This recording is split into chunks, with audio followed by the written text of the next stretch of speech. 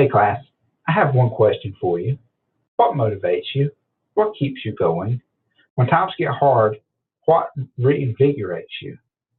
I've been reading a book called More Than Enough, which basically talks about if it's your passion, you'll find a way to make sure that that's what you want to do. It's written more in a Christian perspective of how to be happy with what you have and how to build up to the financial life you want. But the question can be turned around for us too. How do we make sure that our people have more than enough? How do we motivate them? Some people we look at, and just by giving them an attaboy or attagirl, they're going to get excited and they're going to want to stick around. Some people, believe it or not, going back to Maslow, you got to feed them. If they're making no money, yes, a little bit of money will motivate them. I've always thought the incentive checks were kind of a joke. I didn't even know I was getting one the first time I got one. At a Christmas party, I was shocked when they put it in my hand. That wasn't what motivated me to be there. What motivated me to be there was to run the fire calls and to have a good time and enjoy myself. Spending time with my little brother, doing things together. That's what motivated me. But I have to ask you a question. What motivates you? And why do I keep repeating that question? Because that's what you have to figure out. I don't know.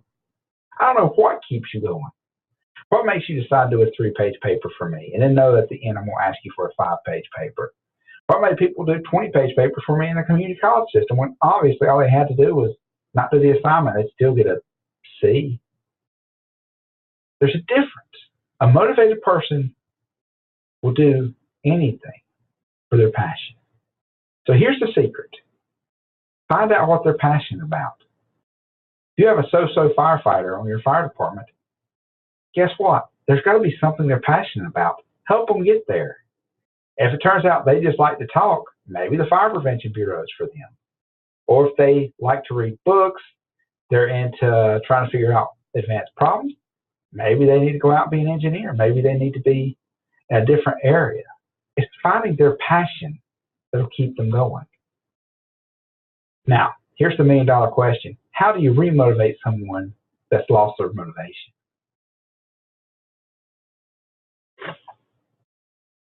The answer is, if you're the leader, you've got to come up with the answer. There's no easy answer to leadership. No matter what book gives us 6 pages of great ideas, some of it's going to be life experience. And some of it's going to be from sitting and talking to other people. Yes, you could be motivational, but how do you reignite somebody? Give them a task.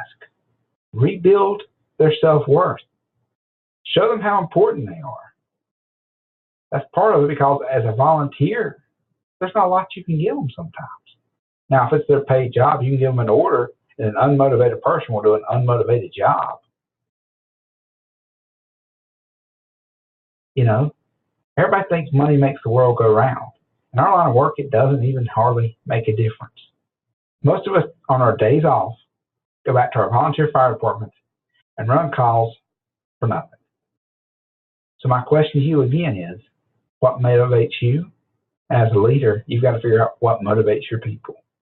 Have a good week, and I'll see you shortly.